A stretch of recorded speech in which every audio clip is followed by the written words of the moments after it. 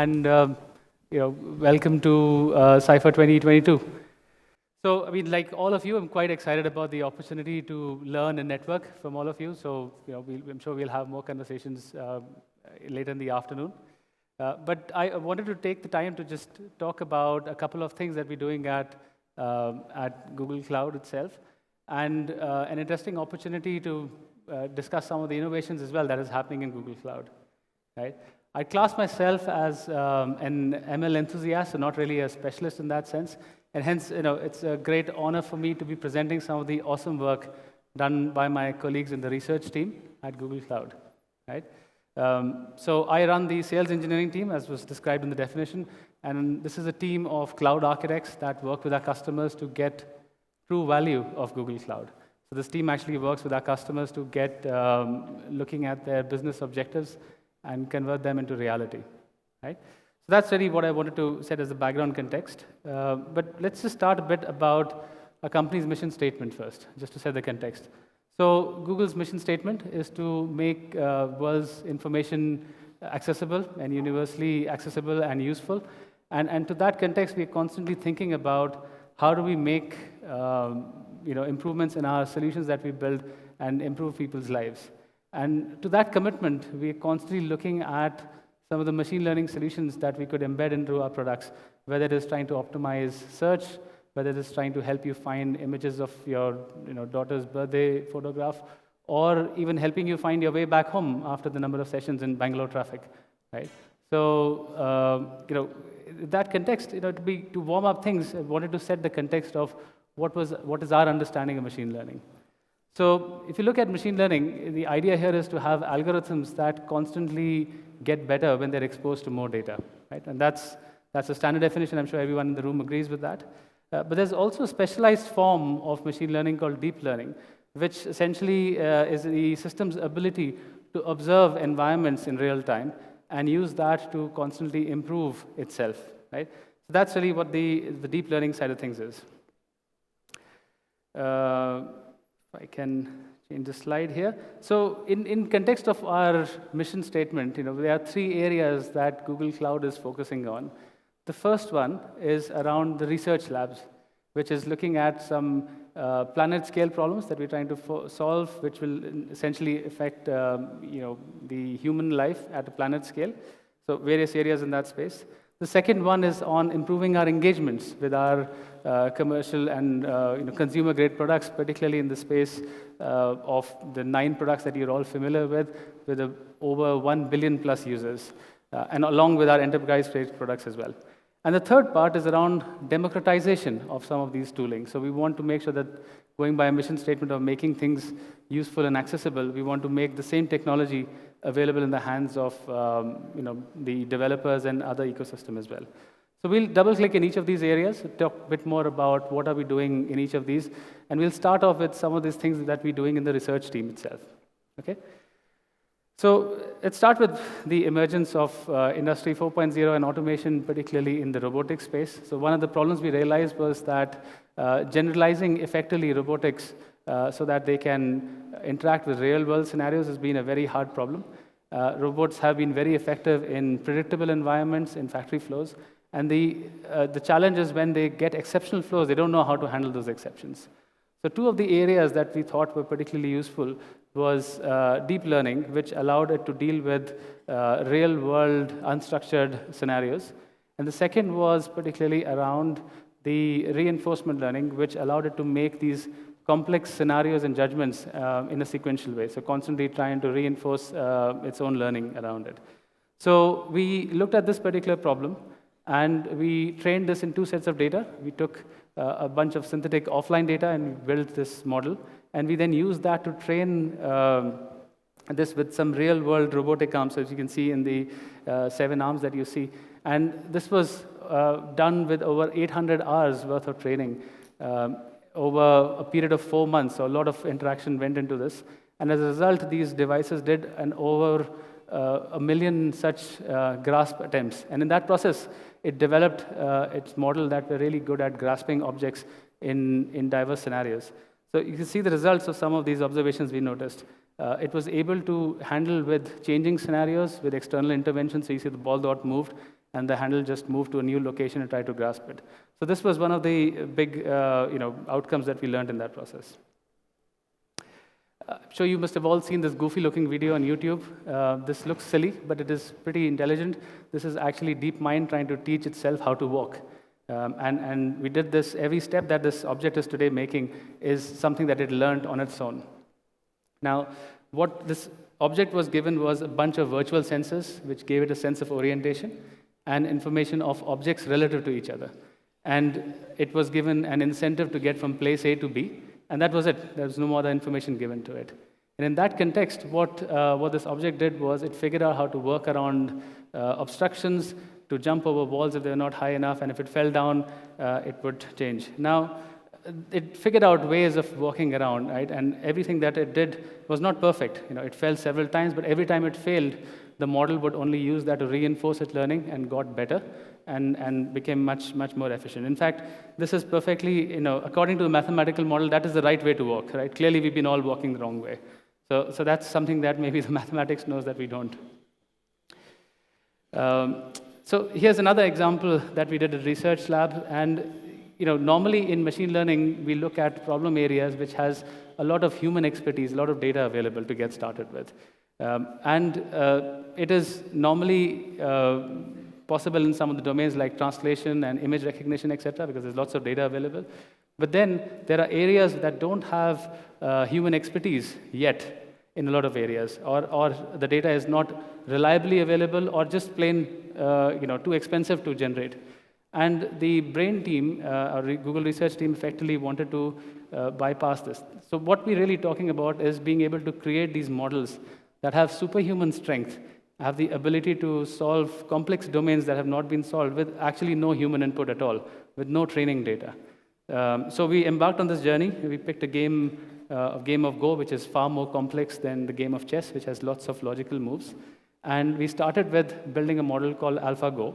And this model effectively was trained using data from amateurs and professionals. And it trained itself to an extent where it was able to defeat the world champion at the time. What we then did was we created a version called AlphaGo 0, which was the newer version, but it skipped the stage of training it the same way as it did with AlphaGo, the original version of it. It was given a basic set of rules of how the game is played, and it was let to play with itself so that it could figure out how, and with every attempt of playing, it got really, really good over a period of time. So this was one of this novel way of reinforcement learning where the rules of the games were the starting point, and its mistakes were a way to reinforce the new neural paths that it constructed, and the model became richer and richer over a period of time. So with just 3 days worth of training, it was able to defeat its best version so far, which was AlphaGo, and it was also able to. So the AlphaGo model was the one that beat the reigning champion at the time, which was 18 times, I suppose. His name was Lee Sedol, and with over 40 days worth of training, it had surpassed itself to defeat a version of AlphaGo called AlphaGo Master, and this version had defeated the then champion at the time. So this is another example of where you could start with something where there isn't enough data available, but with reinforcement learning, you can continuously build on the capabilities and get to some real, superpower abilities. So this is not so much about a game, but the possibilities that can emerge. I mean, it's amazing how far things have come and the kind of things you can do from here. So this one is an example from the medical field. So diabetic retinopathy is a problem that a lot of people with diabetes, about some 400 million people across the world, are at risk. And the problem with this particular disease is, obviously, it's a disease. That's part of the problem. But the other part is the fact that when it's detected early, you could actually get it fixed. But if it goes undetected, it causes irreversible blindness. Now, this is a big problem because there is not enough specialist medics available to actually look at some of these and be able to provide in-time validation. So we thought machine learning is a possibility where we can actually look at some of these observations that the ophthalmologists do and be able to help build a model that can detect some of these. Now, the way this works is an ophthalmologist looks at the back of the eye and detects signs of diseases, lesions, those sort of things, and gives it a score of disease and the severity of the disease itself. So we created a data set of some 130,000 images and working with ophthalmologists across UK and India. And we got a bunch of data sets that we used to build a model. This was built using convolutional neural networks and deep learning. And this model was then back-tested against with a set of 12,000 images sample. And what we realized was that the access or the quality of assessment was almost comparable to the ophthalmologist itself, which meant that now we had an augmented set of features which we could use to actually augment for places where we didn't have the medics available, especially in underserved areas. So that's a big opportunity. We are now actually working with the 3D model of the solution as well, so we can combine a 2D and a 3D image to get higher level of confidence around it. But it also is a great opportunity for working with FD and other regulatory authorities where we're working to see if we can add this technical solution into clinical trials. Right? So that's an interesting opportunity there. The next one is another example which is probably closer to all of you. You've probably experienced this, Google Photos. So we had image search on Google for ages. Like we probably launched this maybe 15 years ago. But Google search was not particularly efficient at the time because the data behind that was based on the alt text that you would have on websites or the names of the images. And it's not particularly effective because to understand what is inside the image, you have to have a pixel level information. And to that, you need large amounts of computing power to figure out what that would look like. Now, this was a hard problem because most computer programs would understand vector rigid objects or handwritten signs at best. But being able to understand what kind of objects are there, classification, those sort of things was the harder problem to solve. So this is an example where we found a research project in Toronto, which was winner of one of the image recognition competitions. And we set up a team to take this research project, which was very computationally intensive. And along the same time, we were actually doing some innovation on the hardware side as well. So we were able to take that solution and scale it at planet scale with photos. So today, when you go to photos.google.com, you can literally type in a keyword and can find the images that contain the word. So the ability to be able to do that image recognition and image identification is what was built out of this. This is an example where we took an academic project and took it to an enterprise or professional planet scale solution in less than 6 months. So that was one of the areas that we worked on. Smart replies is another interesting example where this is actually started off with an anecdotal story around this in the brain team. The researchers were bogged down with the number of emails they were all getting. And they were sort of thinking, if we could build a model that could respond on my behalf, and how funny this would be if the response was also machine learning generated, so then the machines would talk to each other and we wouldn't have to talk to each other. That would be ideal. But clearly, on a brighter side, this product had a huge uptake. The relevance of the responses that came up was so accurate that in the first few weeks of launching this, 12% of the responses were from the prompts that were generated through the system itself. Now, this is an interesting domain because it is very similar to the problem statement in the search space, because understanding search intent and being able to get you to the results is very important. The other aspect of this is also understanding context of previously searched terms as well, which is very similar to what you do in an email. So if there's an email chain, the responses would be very different from if this was the first email in the process itself. We've actually made it a component as well. So if you look at our ML Kit SDK, today we have this, so you can actually embed this in your applications as well. Next one is Assistant, right? So actually the background for this is Wavenet. Wavenet is our deep neural network Wavenet generator. And this is an interesting source of being able to create near human-like voice. When this was started, it was like an academic research project, which was computationally very, very intensive. This was Wavenet 1. And the problem was that it was so computationally intensive that we couldn't necessarily put it in any consumer-grade products itself. Wavenet 2, which is the new version today launched, is now optimized and solved for at scale and is now available in most of your Android phones through Google Assistant and even in Google Home. So that's the voice that is generated by Wavenet 2. Now, to understand the background of why this is special, you have to understand a little bit about how synthetic text-to-speech is actually generated. So one of the ways that voice is generated is using what is called concatenation approach. So it's some actor that records voice over long periods of times, maybe sometimes for months and years, and then a system actually chops them into small bits And then whenever you convert this, it actually stitches those utterances together to make a long sentence. Now, this is obviously cumbersome. The quality of audio is poor. And God forbid if you had any emotions or tonality or any expressions in it, right? Because it is never close to human-like expressions.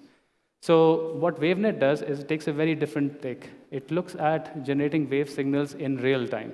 It generates those wave signals up to some 16,000 channels per second, and generate per wave a signal sample at each instance, and seamlessly transition between the sounds. And that allows you to be able to create these human realistic sounds.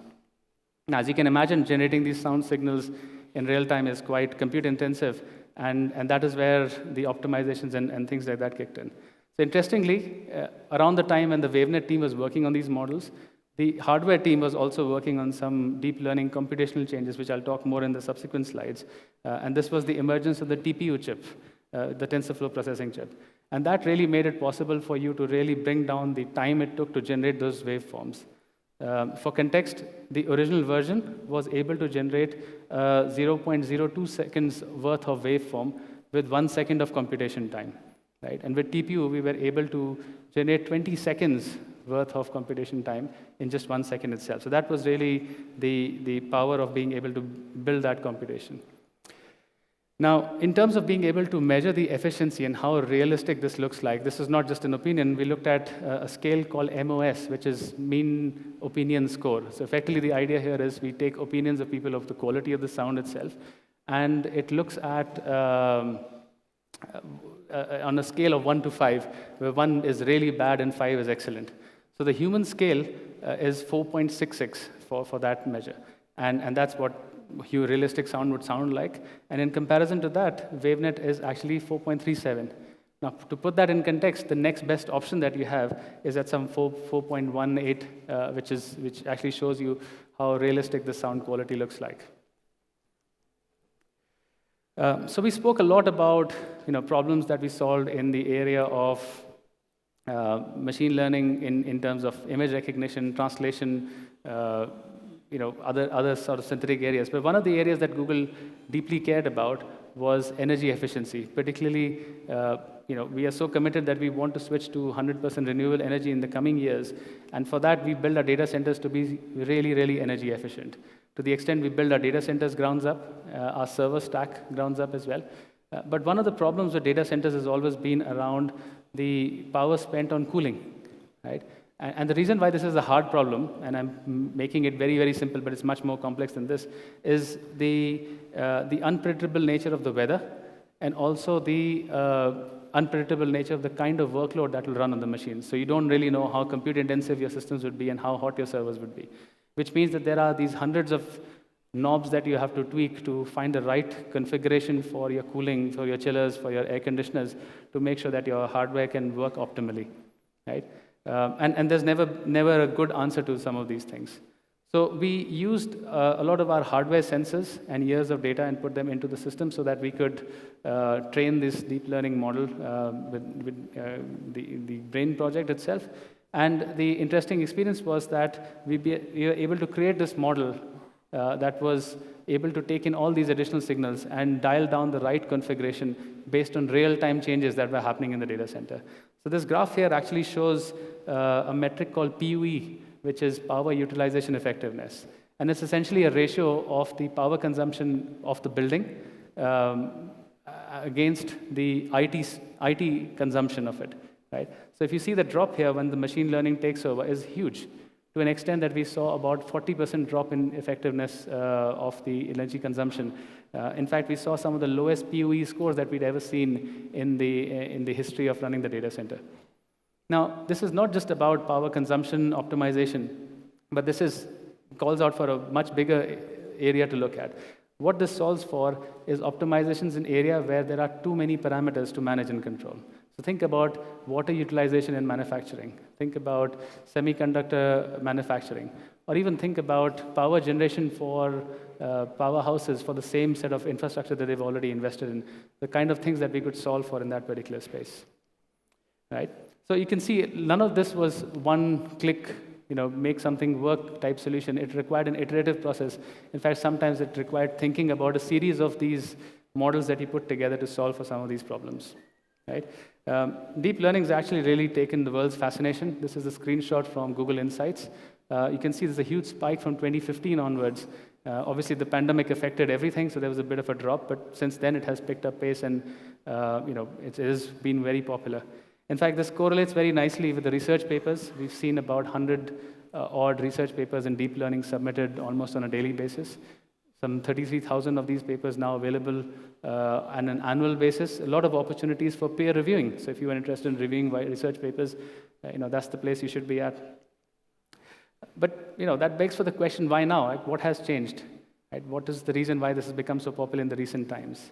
And for that, this is as part of the research of putting this together, I found out in 1956 there was this workshop that was conducted purely for artificial intelligence. In fact, this is known as the Foundational Workshop for Artificial Intelligence.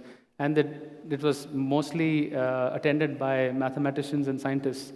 And they broadly discussed these 4 areas, but most of the time was spent in algorithm because all the other 3 areas were still in emergence around it. Right? And the idea here was that the whole concept of neural networks was not a new one. A lot of them were invented back in the 1980s and 90s. The reason why this was never actually applied in computer science was that the computation requirement for it was very, very complex. And that meant that the solution space was simple problems, data sets, not large real-world problems like the examples you saw earlier. And the Moore's law postulator says that every 18 months we would have doubling of the computation power, which meant now we had neural network on one end and immense computation power on the other end. That combination meant we could throw neural network solutions at a lot of problem spaces today that we couldn't do in the past, right? And that is really the result of why things have really blown up. But here's also another important thing. Remember the 3 things we spoke about? One was around democratization of some of these tools, right? So the state of art of these technologies, tools, infrastructure is not easily accessible as well. So one of the examples I want to talk about was TensorFlow. This is one of the frameworks that we open source. I'm sure everyone's familiar with this framework, has probably used it as well. It is actually number 1 in terms of machine learning framework. I'm sure there's always an argument around. In fact, the recent count, we had some 160 million downloads around it, right? And over the years, it has only gotten richer in terms of its APIs, in terms of the kind of infrastructure and languages that it supports, only to increase its popularity. I was just looking at some of the statistics. Here's a self-documented location when people star on GitHub. And there are some really interesting data points. So right at the top, you can see in Norway, in Arctic Circle, there's somebody in the city of Norway who's using TensorFlow. And right at the bottom, there is also, in Antarctic, there is somebody using TensorFlow as well, in an island called Deception Island. I'd never heard of this before, right? So an interesting story there. For people who've taken TensorFlow from the laptop to production would understand that it's not just about building a model as well. So TensorFlow framework was extended to create this framework called TensorFlow Extended, which creates machine learning pipelines for you to be able to automate your models and be able to take it to production, keep it fresh and relevant as well. So you've got the entire package there, not just the framework to build the model. So switching a bit of gears, right, just to get something interesting, this bit of code, I'm sure the astute in the room would have found that there are a number of models right there in the array. And I'm sure we've all done this at some point in time when the data scientist is scratching their head trying to figure out which one's the right algo to use. So there's a for loop. You run it through the model. You have 5 models, and then you pitch each one against them and figure out which one's best, right? Now, we have a term for it called AutoML. I'm sure you've probably heard of it, right? And the concept is fairly straightforward. The approach is you take ML expertise. You need to understand the data, the relevance of frequency of some of the data elements, understanding weightage for each of the attributes, and also understanding which algorithm would work in this scenario. You combine that with the data, put some computation, and you have a machine learning solution, right? So we switch this on our head, and we look at it differently. So instead of the machine learning expertise, we replace this with some automation to look at a whole slew of algorithms and a whole slew of feature engineering options, and just compute that with brute force to figure out which model would actually win, right? And that's really what this concept of neural architecture search looks like. So essentially, we look at your data, we look at all the data points around it, and we run it on a very fast loop on a distributed computing infrastructure, some 20,000 times, and it emerges lots of different models, and they get pitched against each other. So that code snippet you saw is actually running in production scale here. And just to provide some context of how important this is a graph that explains visually all these image recognition models that had been put together, some of the famous names there, right? And this was put together by machine learning experts with years and years of experience in machine learning. But when we trained AutoML on the same data set, we got some really fascinating results, right? So you can see right at the top there, we had more or less similar performance as some of the famous models, DPN, etc. And in some instances, we got better accuracy when we invested more time in training because it was just running in a loop trying to find the more efficient networks there. So this is really what was built as part of Google Brain, and this was our idea of democratizing access of machine learning within the organization. Part of the reason why things got so engraved in machine learning across all our product areas was that we ended up having these capabilities that would help everyone have access to these products. And essentially, we made this available for our enterprise customers as well. We call it Cloud AutoML, and one of my favorite features here is AutoML table. So you can point at a table and a field, and based on the other fields in the table, it can help you predict the values around it. Right? Let's skip this particular one, but now we see a couple of areas around early encouraging signs of how this is now starting to solve some of these problems. But what is really missing here is what we need is additional computation, because what we realized was generalized computing was very difficult and difficult to scale because it was built for generalized problems. The good news is that the computational requirement for deep learning computation requires two different, very different features. One of them is that it is extremely tolerant to precision scaling, right? Which means if you have to scale these, you don't necessarily need to be very, very precise. You can actually do an approximation, and it can do the maths around it to generally get the direction of where the neural network needs to be set up. The other aspect that uniquely identifies a deep learning computation problem is most of the computation is either matrix or vector computation, which means a combination of precision tolerance, vector and matrix computation makes for a very simpler hardware configuration. So you can focus on more number of operations as opposed to high precision, which generalized computing needs, right? And so for that, we ended up creating this piece of hardware. I mean, look at that. This is just a beautiful piece of hardware. We call it the TPU version 2. We have a version 3 that has come out as well. And some of the data points are just amazing. 180 teraflops, 64 GB of RAM. And if this is not enough for you, you can actually combine a bunch of them and create a large pod to get aggregated computation power as well. It's also available to you in the enterprise space through Cloud TPU. And the good news here is as we release newer versions of the hardware, you can switch from one hardware to the other without having to recompile your code, and you get the benefit of all the innovation. I'm sure for the geeks in the room, you would want to see what a real hardware looks like. So this is called a pod, where all the TPUs are combined together. And this one has some eye-watering 11.5 petaflops. That's huge computing power there. The V3 version for the TPU is actually 11 times faster than V2. So that's just the rate at which we are making progress in terms of the computational power. In fact, this is an interesting statistics. When you look at from a raw computational statistics itself, the Cloud TPU V3 pod is actually amongst the top 5 supercomputers. Obviously, the precision would vary, but that's how fast it is in the number of the operations that it can handle. We've also built a lot of these pre-trained models as well to solve this particular domain. And what this means is you bring in your data, and we would have solved for this. So you don't have to have the data to train your model in the first place itself. So what's next? There are lots of these areas that have evolved: transfer learning, reinforcement learning, a lot of new areas that are yet to be discovered as well. But as we all embark on the machine learning journey, there are these 3 questions that I want you all to think about. The first one is, don't forget where the data is coming from, right? Understand data lineage, classification, access control, governance. These things are important. AI explainability is a real problem. We'll need it for compliance requirements, so do think about it. The second part is understand what are you trying to achieve, because it's very easy to get bogged down into day-to-day machine learning operations, training, redeployment, scaling. But don't forget what is the key objective. And the last part is, as much as these technologies would evolve, there is no substitute for judgment, human judgment and ethics and other kind of reasons. So make sure there is a human in the loop in the overall process itself. So with that, I'd like to thank you for your time. A gentle nudge that we have a domain here, ai.google, which has lots of tools and technologies, resources, trainings available as well. Hopefully you found this session entertaining and useful. I'll be here for the rest of the afternoon. So please don't hesitate to hit me up if you want to discuss any of these points. So thank you.